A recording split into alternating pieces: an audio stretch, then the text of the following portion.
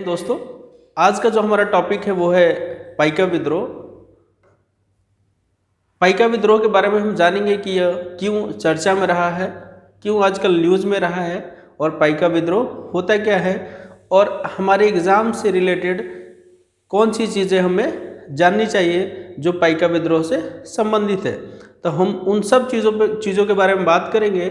उससे पहले अगर आपने हमारे चैनल को सब्सक्राइब नहीं किया है तो आप हमारे चैनल को सब्सक्राइब कर लीजिए, क्योंकि हमारे चैनल पे आपको वही चीज़ें मिलेंगी जो आपके लिए बहुत ही महत्वपूर्ण होगा, आपके एग्ज़ाम के लिए बहुत महत्वपूर्ण होगा।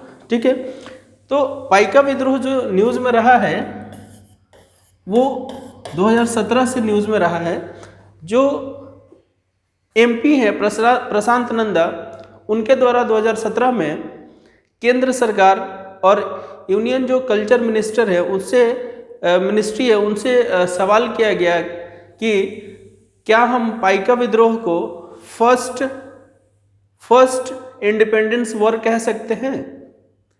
तो अभी हाल में हुआ है क्या है कि जो सेंट्रल गवर्नमेंट है उनके तरफ से रिटन रिप्लाई आया है कि हम पाइका विद्रोह को फर्स्ट वॉर ऑफ इंडिपेंडेंस नहीं कह सकते हैं। हम फर्स्ट वॉर ऑफ इंडिपेंडेंस किसको कहेंगे?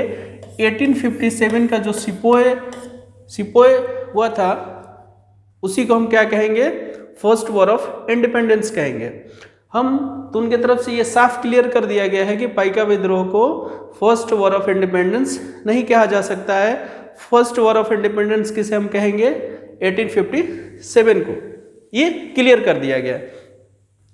तो हम जानेंगे कि न्यूज़ में कैसे क्या है, इन सब चीज़ों के बारे में हम इसके बारे में जानेंगे। चलिए, चर्चा में क्यों है ये पाइका विद्रोह? चर्चा में क्यों है कि जैसे हमने बताया कि जो सेंट्रल गवर्नमेंट है उनके तरफ से रिटन में रिप्लाई आ गया है कि हम इसे जो पाइका रिबेलियन है उसे हम फर्स्ट वॉर ऑफ इंडिपेंडेंस नहीं कह सकते हैं। हाल ही में केंद्र सरकार ने कहा है कि पाइका विद्रोह को प्रथम स्वतंत्रता संग्राम नहीं कहा जा सकता है। ठीक है,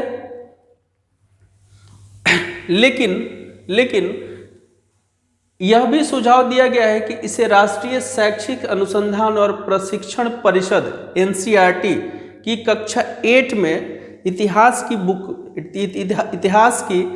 बुक में केस स्टडी के रूप में शामिल किया जाए। तो हम इसे फर्स्ट वॉर ऑफ इंडिपेंडेंस नहीं कहेंगे, लेकिन एक सुझाव दिया गया है कि जो एनसीईआरटी की बुक होती है 8 क्लास की हिस्ट्री के, उसमें इसको केस स्टडी के तौर पे इसे शामिल किया जाए, ये सुझाव दिया गया है। वर्ष 2017 में पहली बार उड़ीसा राज्य मंत्रिमंडल ने पाइका विद्रोह को पहले स्वतंत्रता संग्राम के रूप में घोषित करने के लिए औपचारिक रूप से आग्रह करने का प्रस्ताव किया था। जैसे कि हमने बताया कि क्या हुआ था, जो प्रशांत नंदा थे उन्होंने रिटन में पूछा था कि क्या हम पाइका विद्रोह को फर्स्ट वॉर ऑफ इंडिपेंडेंस कह सकते हैं। ठीक है, लेकिन 2018 में राज्य सरकार ने पाइका विद्रोह की याद में स्मारक सिक्का और डाक टिकट जारी किया।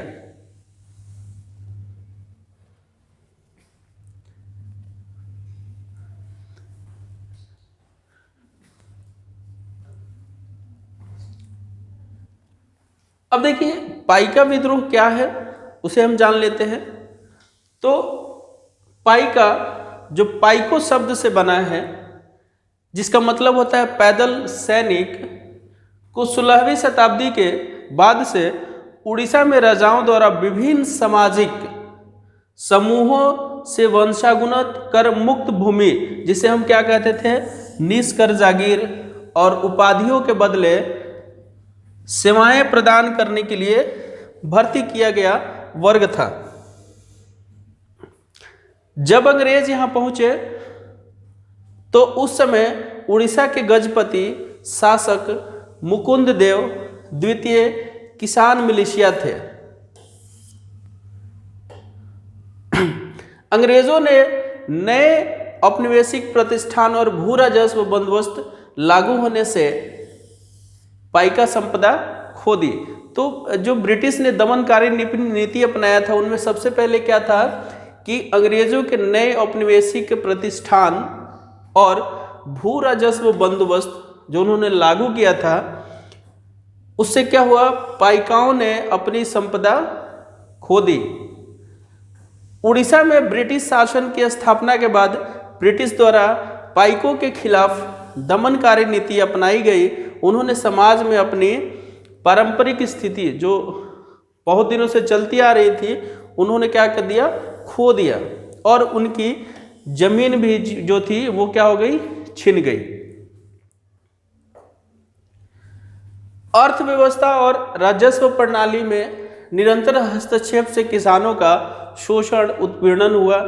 जो भी काम होता था, किसान जो भी करते थे उसमें हस्तक्षेप किसका रहता था, ब्रिटिश का रहता था। इस वजह से क्या हुआ कि किसानों का शोषण हुआ, उत्पीड़न हुआ, अंततः अंग्रेजों के खिलाफ विद्रोह शुरू हो गया। तो यहीं से क्या हो गया, विद्रोह की शुरुआत हो जाती है। ठीक है, विद्रोह कब शुरू हो रहा है, 1817 में, और खत्म कब हो रहा है, 1825 में। लगभग ये 8 साल का विद्रोह था। 8 साल तक ये निरंतर क्या रहा, विद्रोह चलता रहा। खुर्दा में पाइकों के विद्रोह से पहले और बाद में पराल खेमुंडी में, उससे पहले जो पाइका विद्रोह स्टार्ट हुआ था उससे पहले 1799 से 1814, घुमुसुर में 1835 से 36, अंगुल में 46 से 47, कालाहांडी में कोंधो का विद्रोह हुआ 1855 में, 1856 का सवारा का विद्रोह। इन विद्रोहों का नेतृत्व संपत्ति वाले ऐसे वर्ग कर रहे थे, इन विद्रोहों का नेतृत्व संपत्ति वाले ऐसे वर्ग कर रहे थे जिनकी स्थिति औपनिवेशिक हस्तक्षेपों से कमजोर हो गई थी। ठीक है, देखिए जो ये पाइका जो विद्रोह हुआ था, इसमें सभी लोग शामिल नहीं थे, वर्ग के सभी लोग शामिल नहीं थे। जिनके साथ अंग्रेजों ने दमनकारी नीति अपनाया था, किसान हो गए, ठीक है, ये सब मेन थे। ठीक है, तो मेन यही लोग इसमें क्या थे, शामिल थे। अब देखिए पाइका विद्रोह है क्या। पाइका विद्रोह की शुरुआत कब हो रही है, 1817 में। हमने जैसे बताया कि 1817 में स्टार्ट हो रहा है और ये 1825 तक चल रहा है। तकरीबन ये 8 वर्ष का विद्रोह था। वर्ष 1817 का पाइका विद्रोह वर्ष 1857 के पहले सिपाही विद्रोह के लगभग 40 वर्ष पूर्व हुआ था, जिसे हम आज फर्स्ट वॉर ऑफ इंडिपेंडेंस कहते हैं। 1857 जो सिपोई रिबेलियन था, सिपोई विद्रोह था, उससे ये 40 वर्ष पहले हुआ था। बक्सी जगबंधु विद्याधर ये जो मेन थे, इन्हीं के द्वारा शुरू किया गया था, तो नेतृत्व इन्हीं का था। मुकुंद देव द्वितीय के सर्वोच्च सैन्य जनरल रोडंगा स्टेट के पूर्व धारक ने कोंधो के विद्रोह में शामिल होकर पाइका की एक सेना का नेतृत्व किया। उन्होंने 2 अप्रैल 1817 को अंग्रेजों का सामना किया। तो आप ये नाम जरूर याद रखिएगा, बक्सी जगबंधु विद्याधर। इस घटना में बानापुर में सरकारी भवनों में आग लगा दी गई, पुलिस कर्मियों की हत्या कर दी गई, ब्रिटिश खजाने को लूट लिया गया। आगामी कुछ महीने तक विद्रोह जारी रहा, लेकिन अंततः ब्रिटिश सेना ने उन्हें पराजित कर दिया दमनकारी नीति के द्वारा। विद्याधर को बक्सी जगबंधु विद्याधर को क्या किया गया, वर्ष 1825 में जेल में डाल दिया गया और 4 वर्ष बाद जेल में रहने के दौरान उनकी मृत्यु हो गई।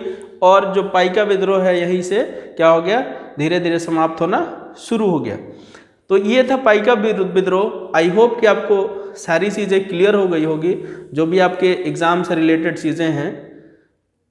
हम ऐसे ही टॉपिक लेकर आएंगे जो आपके लिए बहुत ही महत्वपूर्ण होगा। तब तक धन्यवाद। अपना ख्याल रखिए।